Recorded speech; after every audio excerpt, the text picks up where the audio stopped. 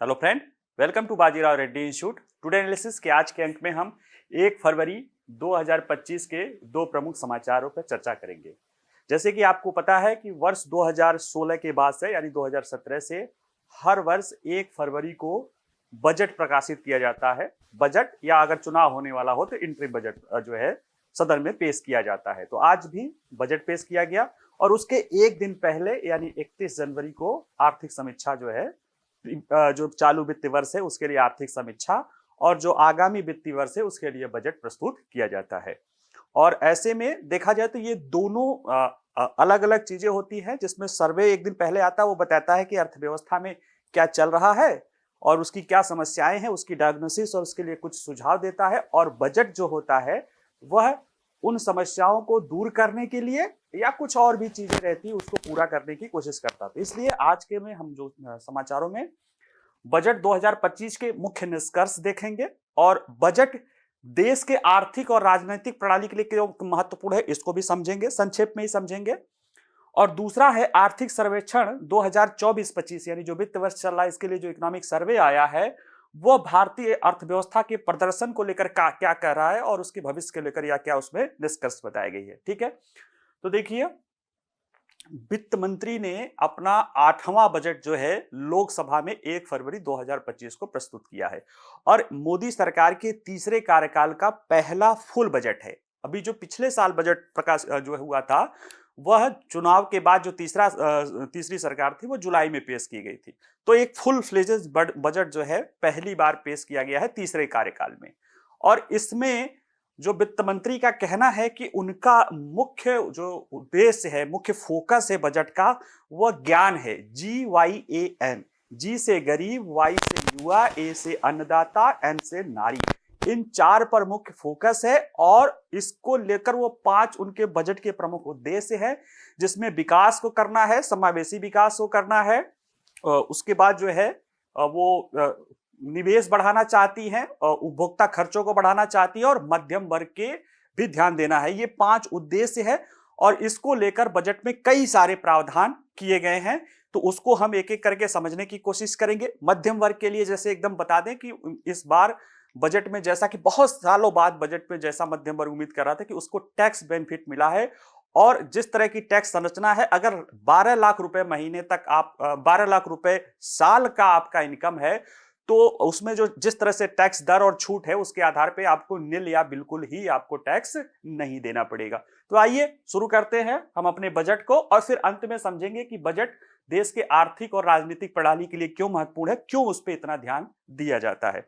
तो देखिए वित्त मंत्री द्वारा 1 फरवरी 2025 को वित्तीय वर्ष 2025-26, ये देखिए 2 वर्ष है। 25-26 इसलिए कहा जाता है कि ये जो बजट है ये 1 अप्रैल 2025 से लेके 31 मार्च 2026 तक के लिए ये बजट प्रस्तुत किया गया है। ठीक है, और ये कहां पे पेश किया गया है? लोकसभा में। अभी जब हम बजट के महत्व को समझेंगे तो बताया जाएगा कि क्यों बजट पहले लोकसभा में पेश किया जाता है। राज्यसभा में भी पेश किया जाएगा लेकिन मेन होता है लोकसभा में। और ये प्रधानमंत्री नरेंद्र मोदी के तीसरे कार्यकाल का पहला पूर्ण बजट है। और बजट पेश करते हुए वित्त मंत्री ने कहा कि हमारी अर्थव्यवस्था बढ़ती हुई है और बड़ी है और हमें पिछले 10 सालों में दुनिया का ध्यान अपनी ओर आकर्षित किया है। और जब ये बात कह रही है तो कहीं ना कहीं ये बात सत्य है कि आज दुनिया में जो सबसे ताकतवर देश है और उसका जो सबसे चर्चित राष्ट्रपति बने हैं, जिन्होंने दुनिया में डिसरप्शन ला दिया है, वह अपने उनका विदेश मंत्री पहला अगर कोई बायलैटरल मीटिंग करता है तो भारत के विदेश मंत्री के साथ करता है। तो ये महत्व तो है ही है। आइए जरा देखते हैं बजट के बारे में, उसकी मुख्य घोषणाएं क्या है। तो देखिए वित्त मंत्री निर्मला सीतारमण ने अपने बजट भाषण के दौरान कहा कि हमारा फोकस ज्ञान पर है। GYAN, जी माने गरीब, हिंदी वाला जी से करें, Y माने युवा, A माने अन्नदाता और N माने नारी शक्ति। देखिए यही बात इसके पहले 2023-24 के भी बजट पे था, 2025-26 के बजट पे था, जिसमें जब जातिवाद की बहुत था तो प्रधानमंत्री ने कहा था कि हमारी 4 जाति है, यही गरीब, युवा, किसान और महिला। अब इसको इस तरह से जो है गरीब, युवा, अन्नदाता और नारी के नाम पर ज्ञान फोकस कर दिया गया है। साथ ही साथ इसमें स्वास्थ्य पर, मैन्युफैक्चरिंग पर, मेकिंग इन इंडिया पे, रोजगार और इनोवेशन पर ध्यान केंद्रित किया गया है। क्यों? वित्त मंत्री कह रही हैं कि हमारा उद्देश्य है विकसित भारत बनाना, 2047 तक भारत को विकसित भारत बनाना है, जिसमें जो मेन क्राइटेरिया वर्ल्ड बैंक का आता है कि वो एक $13,500 $14,500 से ज्यादा आज के संदर्भ में, उससे ज्यादा प्रति व्यक्ति आय हो जाए, जो कि अभी $2700-2800 के आसपास है। तो ये मेन हमारा लक्ष्य है। और इसमें जो 5 मुख्य उद्देश्य है उस पे देखिए, आर्थिक विकास को गति देना है। आपको विकसित भारत बनना है, आपको कुछ भी करना है तो उसके लिए पैसे चाहिए, और पैसे के लिए यानी आर्थिक दृष्टि से जब तक विकसित नहीं होंगे तब तक आप उन सारे लक्ष्यों को प्राप्त नहीं करेंगे। इसलिए यह पहला उद्देश्य है।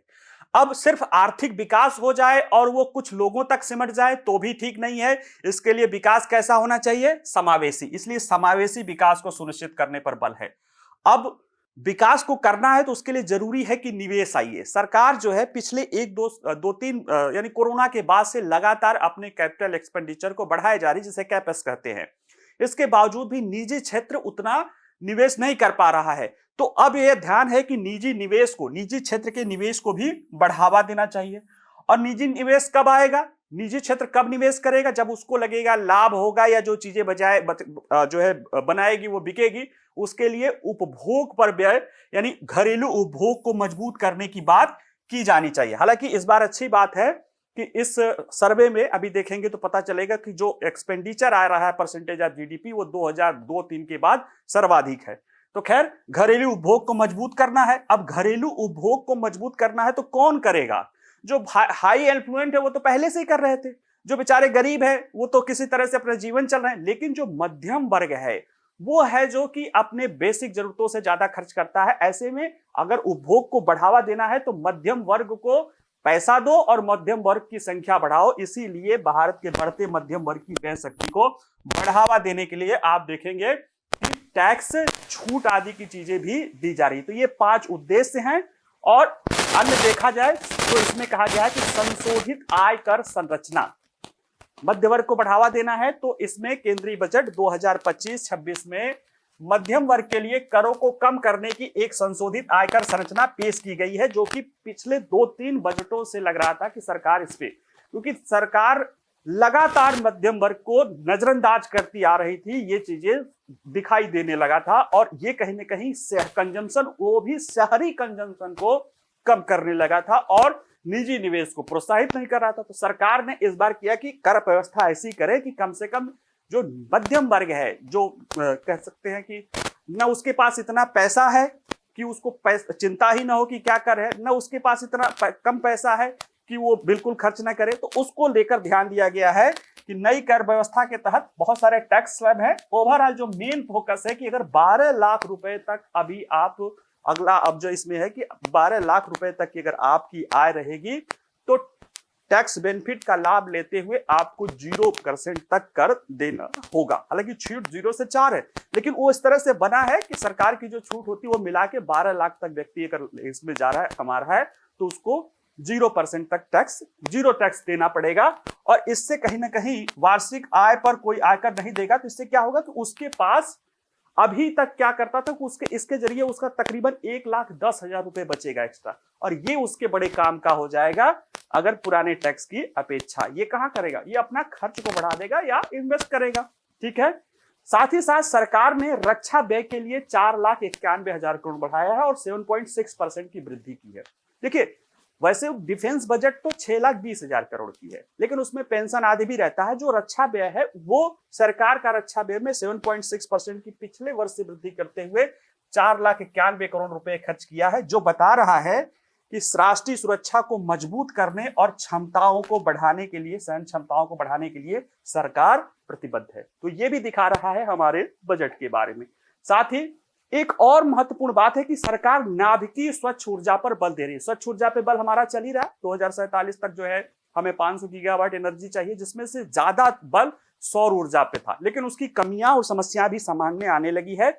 और सरकार ने पहली बार एक मिशन शुरू किया है, राष्ट्रीय परमाणु ऊर्जा मिशन, यानी परमाणु ऊर्जा मिशन, जिसका लक्ष्य है कि 2047 तक 100 गीगावाट की बिजली हम परमाणु ऊर्जा से करेंगे। परमाणु ऊर्जा की बिजली स्वच्छ ऊर्जा मानी जाती है ग्रीन हाउस उत्सर्जन को लेके, और यह एक देखा जाए कि प्लांट लोड फैक्टर को लेकर देखा जाए तो कोयले से बेहतर है परमाणु ऊर्जा। और जिस तरह से हम आर्टिफिशियल इंटेलिजेंस या अन्य चीजों की तरफ जा रहे हैं, हमारे लिए जरूरी है, क्योंकि अब जब आर्टिफिशियल इंटेलिजेंस या डेटा की तरफ जाएंगे तो बहुत ज्यादा ऊर्जा की खपत होगी। जितना आज खर्च कर रहे हैं उससे ज्यादा, उसको कैसे कैटर किया जाएगा? उसको किया जाएगा या तो आप कोयले से करो, वो भी सरकार के कि जब तक चले, लेकिन मेन है कि नाभ की ऊर्जा को बढ़ाना है। और साथ ही साथ एक बहुत जो आगामी विश्व में जो मेन चीज प्रचलित होगी वो एसएमआर या स्मॉल मॉड्यूलर रिएक्टर, जैसे 20 मेगावाट से लेके 300 मेगावाट क्षमता वाले मॉड्यूलर रिएक्टर, न्यूक्लियर रिएक्टर को कहते हैं। उसमें रिसर्च के लिए 20,000 करोड़ रुपए सरकार दे रही है। 20,000 करोड़ रुपए इसके रिसर्च और विकास के लिए दी रही है।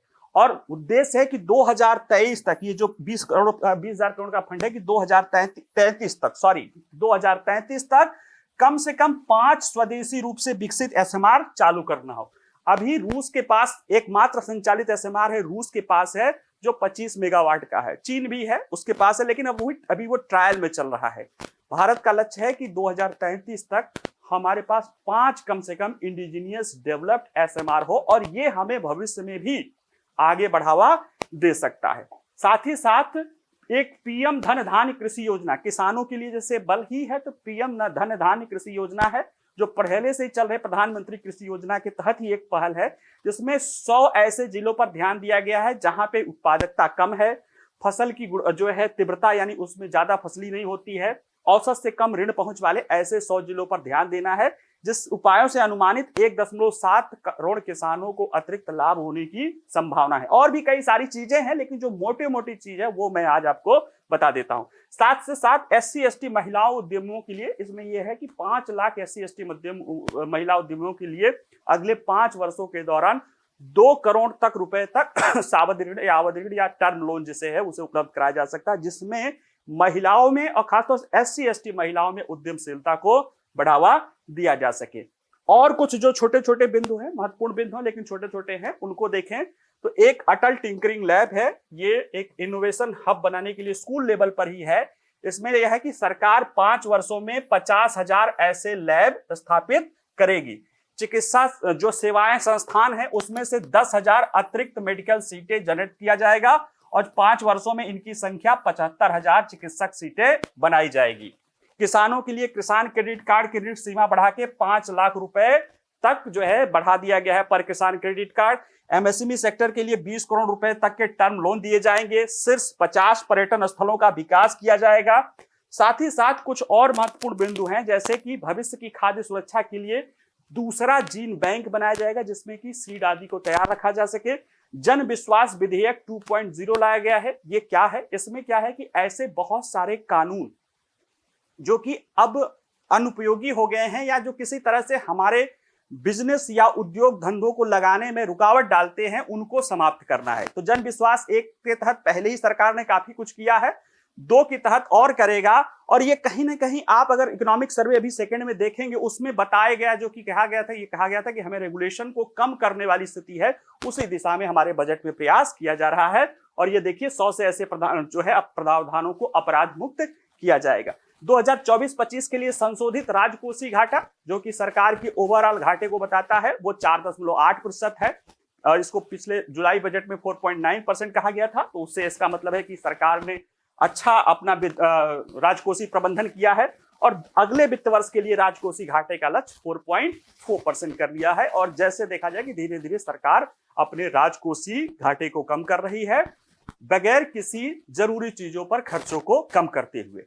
ठीक है, तो ये बजट के प्रावधान। अब बजट क्यों महत्वपूर्ण होता है उसको भी जानना जरूरी होता है। देखिए, सरकार बनाने वाली किसी भी राजनीतिक दल कि वो समाज, राजनीति और अर्थव्यवस्था के प्रति उसकी कुछ जिम्मेदारियां होती हैं। किसी भी सरकार के लिए आर्थिक स्थिरता और विकास हासिल करने के लिए एक सुनियोजित बजट अत्यंत महत्वपूर्ण होता है। इसके जरिए समाज के वंचित वर्गों का उत्थान किया जाता है, वित्तीय समावेशन किया जाता है, क्षेत्रीय असमानताओं को कम किया जाता है, अन्य अन्य पहलू बहुत शामिल है। साथ ही में और अगर हम इसको डिटेल में देखें तो कार्यपालिका पर संसदीय नियंत्रण का साधन है। जो परंपरागत अर्थों में बजट का अर्थ रहता है कि जो प्रतिनिधित्व नहीं तो कर नहीं। अगर हमको पैसा चाहिए हमसे तो प्रतिनिधित्व तो मिलना चाहिए, और हम जो पैसा सरकार खर्च करेगी वो हमारा पैसा है, टैक्स पेयर का पैसा है, हमारे मतलब आम लोगों का पैसा। ये नहीं कि जो इनकम टैक्स देता वही टैक्स पेयर है। अगर हम माचिस भी खरीदते हैं तो वो भी टैक्स पेयर है, ठीक है। बिस्कुट भी बच्चा चॉकलेट भी खरीदता है तो उस पर भी टैक्स है। तो वो टैक्स पेयर या आम लोगों का पैसा है, और उस पैसे का खर्च जनता के प्रतिनिधियों से चुनी गई संसद द्वारा किया जाता है। इसीलिए देखिए मैंने कहा था ना, बजट लोकसभा में पेश किया जाता है और उसके हर एक खर्चे को लोकसभा में पारित किया जाना होता है। अगर पारित नहीं हो पाता है तो सरकार गिर जाती है। तो ऐसे में ये जो बजट होता है वो सरकारों पर नियंत्रण रखने का प्रमुख तंत्र होता है, और ये याद दिलाता है कि ये जो पैसा है जनता का है और एक एक पैसे का हिसाब देना होगा। यानी बजट प्रस्तुत करने के बाद 1-2 महीने की जो प्रक्रिया चलती है ना, उसमें खूब बढ़िया इस पे चर्चा होती है और सरकार उसकी स्क्रूटनी हालांकि बहुमत के साथ उसको कर लेती है, लेकिन उसका ध्यान ये रहता है कि वो बजट पास कराना है, इसलिए वैसा बजट वो प्रस्तुत करती है। दूसरा है संसाधनों का उचित आवंटन। बजट के जरिए सरकार, किसी के पास किसी क्षेत्र विशेष में ज्यादा संसाधन हो सकता है, किसी विशेष में कम हो सकता है, कहीं कोई व्यक्ति के पास ज्यादा पैसा हो सकता है, किसी के कम हो सकता है, किसी राज्य में ज्यादा हो सकता है, किसी राज्य में कम हो सकता है। सरकार क्या करती है, बजट के जरिए बैलेंस बनाने की कोशिश करती है कि कहीं से संसाधन को एलोकेट करो, जहां जरूरी हो वहां पे पैसा ज्यादा लगाया जाए, और इस तरह से बजटिंग से कमजोरी के क्षेत्रों की पहचान की जाती है और उन्हें संबोधित करने के लिए रणनीतिक रूप से संसाधनों का आवंटन किया जाता है। और यह सरकारी बजट तैयार करने के प्राथमिक लक्ष्यों में से एक है। इससे यह सुनिश्चित करता है कि धन समाज के उन वर्गों तक पहुंचे जिनके लिए उसकी आवश्यकता है।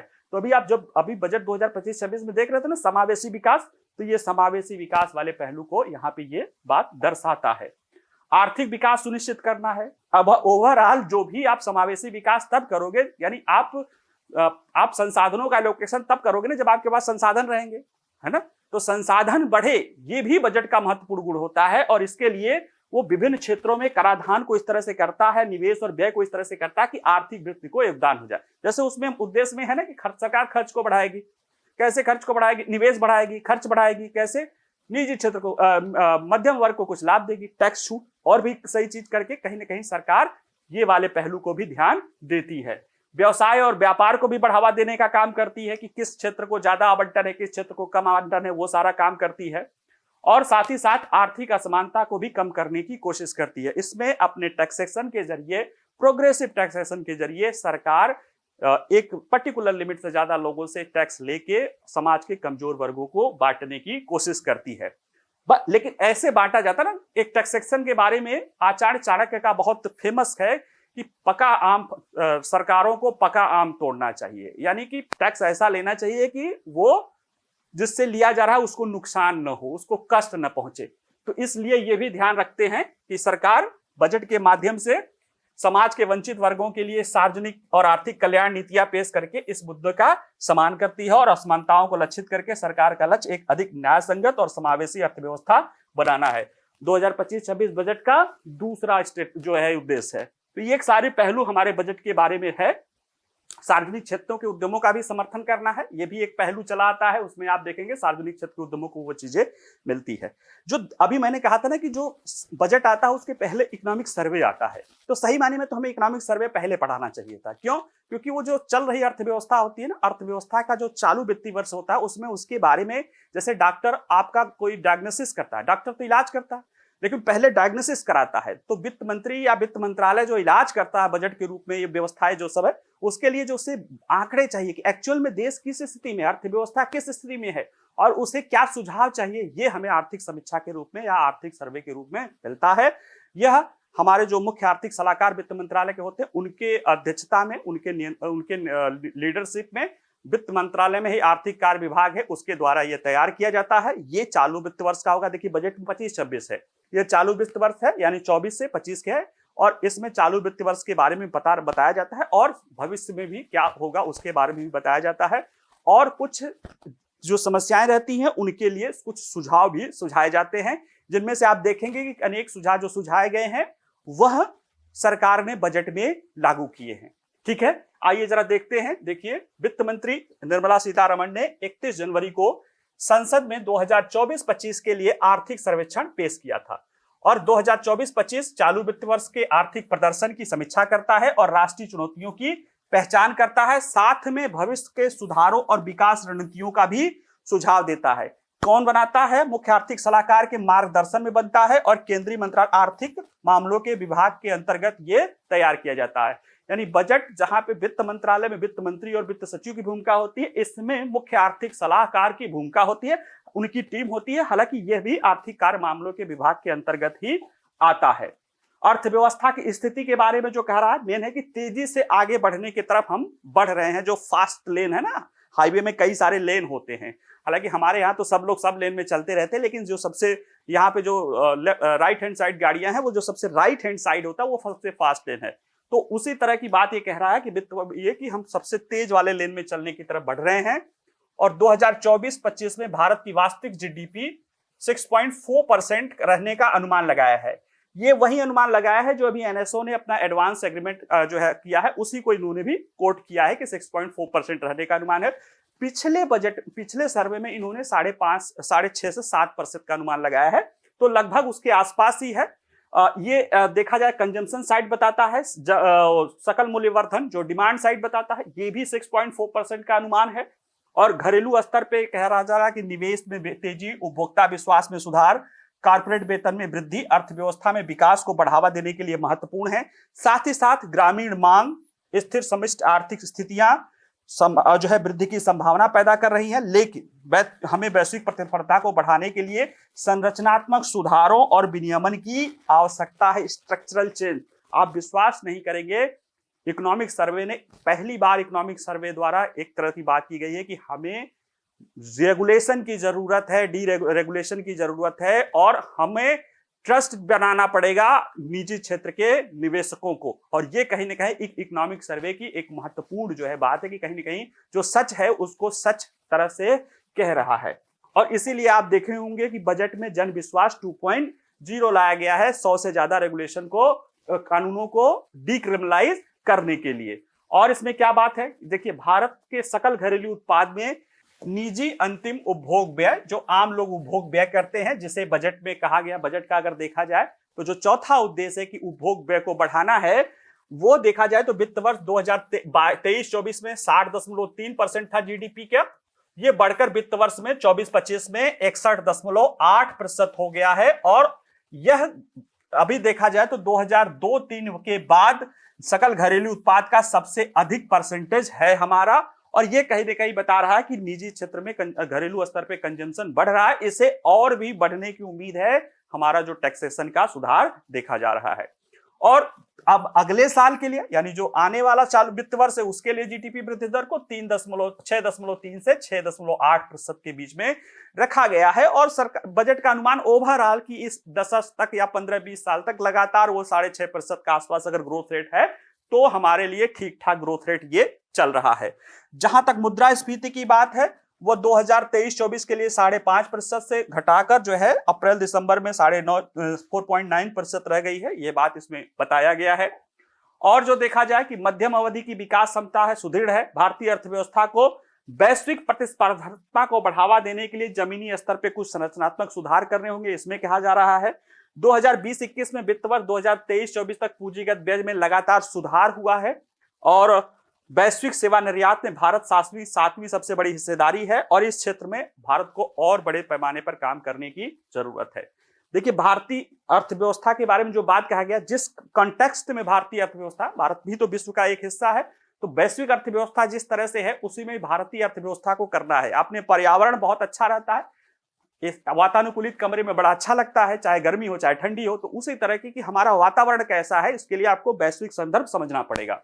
तो देखिए इसमें कह रहे हैं कि 5 वर्षों में जो 3.2% वृद्धि के आईएमएफ अनुमान के मुकाबले पिछले वर्ष वित्त वर्ष जो है अर्थव्यवस्था 3.3% वैश्विक अर्थव्यवस्था बढ़ी थी। हालांकि भू राजनीतिक तनाव, चल रहे संघर्ष, वैश्विक व्यापार नीति जोखिम वैश्विक आर्थिक दृष्टिकोण के लिए यह महत्वपूर्ण चुनौतियां पैदा कर रही हैं। और यह सर्वेक्षण 2 मुख्य चिंताओं को चिन्हित करता है। पहली चुनौती है जो ट्रंप जैसी उनकी नीतियां हैं कि वो हर अपना उसको कि वैश्वीकरण से हटते हुए अब जो है व्यापार संरक्षणवाद या टेरिफ आदि का बल है, ये एक प्रमुख समस्या है। दूसरी समस्या ये बता रहे हैं कि दुनिया की जो विनिर्माण महाशक्ति है चीन, वह देखा जाए तो दुनिया का लगभग लगभग 1/3 हिस्सा चीन में उत्पादित होता है। और चीन के बाद जो बाकी 10 देश हैं उन सबका जितना उत्पादन मैन्युफैक्चरिंग कर रहा है उतना चीन, वो 10 देश मिलकर भी चीन के बराबर नहीं कर रहे, जिसके कारण कहीं ना कहीं ये दुनिया में इनबैलेंस हो गया है। हालांकि ये बात कह रहा है कि वैश्विक आर्थिक विखंडन और उथल पुथल के कारण वैश्वीकरण के युग में जो चीनी विनिर्माण आउटसोर्स है उसको झटका लग सकता है, जिससे हमें फायदा मिल सकता है। यानी जो पहली नीति उससे चिंता है, लेकिन जो दूसरी समस्या है उसमें पहली चुनौती हमें फायदा दे सकती है। कृषि के देखा जाए, कृषि के महत्वपूर्ण क्षेत्र होता है, इसके बारे में भी देखा जाए तो ये बता रही है कि 2024-25 की दूसरी तिमाही में कृषि क्षेत्र 3.5% की वृद्धि दर दर्ज की है, जो पिछली 4 तिमाहियों में सुधार दर्शाता है और ये बेहतर स्थिति को बताता है। और इसमें क्या क्या सुझाव दिया गया है, देखिए, सुनिश्चित लाभकारी मूल्य मिलना चाहिए किसानों को, और ये है कि सुनिश्चित लाभकारी मूल्य, संस्थागत ऋण तक बेहतर पहुंच, फसल विविधीकरण जैसे सरकारी हस्तक्षेपों से निरंतर विकास में महत्वपूर्ण भूमिका मिलेगी। फूलों की खेती की बात करा कि 100% निर्यात अभियान के साथ फूलों की खेती उपयोग एक उच्च प्रदर्शन वाला क्षेत्र हो सकता है, जिसको ध्यान में रखने की जरूरत है। और आप बजट में भी देखेंगे तो फूलों को जब डिटेल में जाएंगे तो वहां पे इसके लिए आपको प्रावधान दिखाई दे जाएगा। उत्पादक असमानताएं, इसमें कहा गया है कि फसल की पैदावार और अन्य जो विविध क्षेत्र हैं उसमें काफी अंतर है। जैसे फसलों में अनाज 2% की दर से बढ़ रहा है, दालें लगभग 3% की दर से बढ़ रहे हैं, जबकि फिशरीज 8% 9% के दर से बढ़ रहा है। और हॉर्टिकल्चर, एनिमल हस्बेंड्री, इसमें अच्छी खासी ग्रोथ है। तो आप समझिए जो इसको करेंगे, जो किसान जिस क्षेत्र में रहेंगे उस तरह से उनको ग्रोथ दिखाई देगा। इसलिए अनाज उत्पादक किसानों को थोड़ा सा चुनौती सामना करना पड़ेगा। इसलिए सरकार विविधीकरण, फसलों को विविधीकरण को लेकर भी उसके बजट में देखिएगा, डिटेल में जाएंगे तो उसमें वो सारे प्रावधान आपको मिलेंगे। और ये कह रहे हैं कि विकास को बढ़ावा देने वाले क्षेत्र बागवानी, पशुधन, मत्स्य पालन जैसे उच्च मूल्य वाले क्षेत्र हैं। मत्स्य पालन में सबसे अधिक CAGR हो रहा है और इसी के कारण अंतर्राज्यीय विभिन्नताएं हैं कि प्रमुख राज्यों में कृषि विकास में आंध्र प्रदेश नंबर 1 है। क्यों? क्योंकि वहां पे झींगा पालन और मछली पालन होता है। और एक इस सर्वे से अलग मैं आपको बता दूं कि आंध्र प्रदेश वो राज्य है जिसमें प्रति हेक्टेयर उत्पादकता, कृषि उत्पादकता प्रति हेक्टेयर सर्वाधिक है। पंजाब से कई गुना ज्यादा है। पंजाब की कृषि उत्पादकता प्रति हेक्टेयर छत्तीसगढ़ और मध्य प्रदेश और झारखंड इतनी भी नहीं है। ऐसे में हमें ध्यान देना है कि अनाज और उसके साथ साथ अन्य चीजों विविधीकरण की दिशा में भी आगे बढ़ने की जरूरत है। बदलती आहार संबंधी प्राथमिकताएं, ये बता रहे हैं कि जैसे जैसे लोगों की आय बढ़ रही है, गैर खाद्यान्नों की तरफ भी लोग जा रहे हैं, क्योंकि सरकार खाद्यान्न फ्री दे रही है 85 करोड़ लोगों को। तो उस पैसे का इस्तेमाल वो बागवानी उत्पाद, पशुधन, मत्स्य पालन, इस तरह की डाइवर्सिफाइड चीजों में कर रहे हैं। ऐसे में इस दिशा में भी आगे बढ़ने की हमें जरूरत है। सिंचाई कवरेज को लेकर कह रहे हैं कि वृद्धि हुई है, लेकिन अभी भी ज्यादातर कृषि भूमि मतलब मौसम की जुआ ही है, क्योंकि वर्षा सिंचित है, उस पर ध्यान देने की जरूरत है। और जलवायु परिवर्तन के प्रभाव को भी हमें ध्यान रखने की जरूरत है। ये बजट सर्वे, इकोनॉमिक सर्वे हमें कह रहा है। साथ ही साथ ये कह रहा है, जो मेन चीज है वो ये है कि विकसित भारत के लिए आर्थिक हितधारकों के बीच विश्वास की कमी को हमें दूर करना पड़ेगा। जो अर्थव्यवस्था में कारक होते हैं ना, जो इन्वेस्टर होते हैं, जो कंपनियां जो भी है, उनको अर्थव्यवस्था में ट्रस्ट की समस्या है। ये बात पहली बार सर्वे ने स्वीकार किया है और कहा है कि देखिए, देश में आर्थिक हितधारकों के बीच विश्वास की कमी के बारे में बहुत ही असमान अस्पष्टता के साथ बात की गई है, जिसे दूर करने से विकसित भारत के लिए मार्ग प्रशस्त हो सकता है। और ये दो तरफा रास्ता है, इसके लिए सिर्फ निजी क्षेत्र नहीं, सरकार को भी करना पड़ेगा। और इसी कमी के कारण निजी निवेश चक्र मजबूत फर्म और बैंक बैलेंस शीट के बावजूद, यानी निजी निवेश चक्र मजबूत है, बढ़िया बैंक बैलेंस है, सब कुछ है, परिस्थितियां उनके लिए बेहतर है, लेकिन निवेश नहीं बढ़ पा रहा। क्यों? क्योंकि उनको रेगुलेशन और ट्रस्ट को, सरकार की नीतियों को लेकर ट्रस्ट की कहीं ना कहीं कमी दिखाई दे रही है। और यह सर्वेक्षण कहता है कि देश में विश्वास की कमी को खत्म करना अनिवार्य है और सरकारी एजेंसियों को इस संबंध में एजेंडा तय करना पड़ेगा। और सर्वेक्षण का तर्क है कि अगर अगले 2 दशकों में उच्च विकास दर को हासिल करना है तो राजकोषीय और मौद्रिक प्रोत्साहन, राजकोषीय प्रोत्साहन क्या होता है? सरकार बजट के जरिए उद्योगों को प्रोत्साहन देता है कि टैक्स छूट दे देंगे, हम जो है इनकम टैक्स कम, कॉर्पोरेट टैक्स कम कर देंगे, GST कम कर देंगे, इस तरह के प्रोत्साहन देता है। मॉनेटरी है कि ब्याज दर कम कर देंगे। ये कह रहे हैं कि वो तो ठीक है, राजकोषीय और मौद्रिक प्रोत्साहन, उससे ज्यादा जरूरी है कि हमें विनियमन प्रोत्साहन या डीरेगुलेशन प्रोत्साहन देना पड़ेगा। और इसीलिए देखिएगा आप बजट में क्या है, विनियमन प्रोत्साहन की बात कर रहे हैं सर्वे, और वहां क्या है, जन विश्वास 2.0, 100 से ज्यादा लेजिस्लेशन को कम करना, और भी इस दिशा में बहुत सारे प्रयास करने की सरकार कोशिश कर रही है, क्योंकि ये कहीं ना कहीं ये रेगुलेशन का ओवर रेगुलेशन जो है कहीं ना कहीं ट्रस्ट को प्रभावित कर रहा है। और इसमें कोई समस्या नहीं हो सकती कि अत्यधिक विनिमय व्यवसाय के लिए लागत बढ़ाते हैं। तो ऐसे में विनियमन को हटाने की जिम्मेदारी देखा जाए तो ये कह रहा है कि राज्य सरकारों के दरवाजों पर डाल दी गई है, लेकिन ऐसा नहीं, क्योंकि उसमें लैंड, लेबर, बहुत सारी चीजें हैं, उसको दूर करने की है।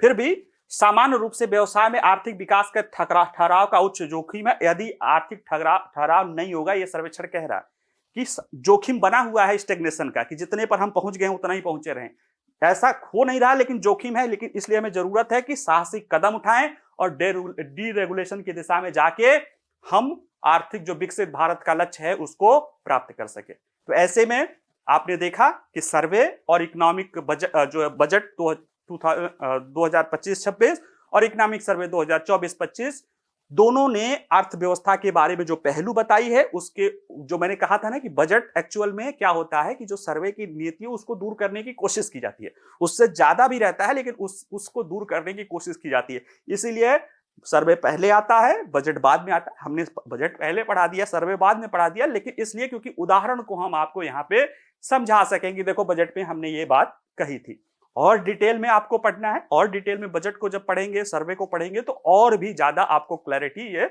समझ में आएगी। ठीक है, चलिए आज के लिए इतना ही, बाकी मिलते हैं नेक्स्ट वीडियो में, नेक्स्ट क्लास में। बाकी पढ़ते रहिए, मुस्कुराते रहिए। नमस्कार, धन्यवाद। हाँ, साथ ही साथ वीडियो को लाइक और शेयर भी कर दीजिए, ये थोड़ा जरूरी है। ठीक है, चलिए, नमस्कार, धन्यवाद।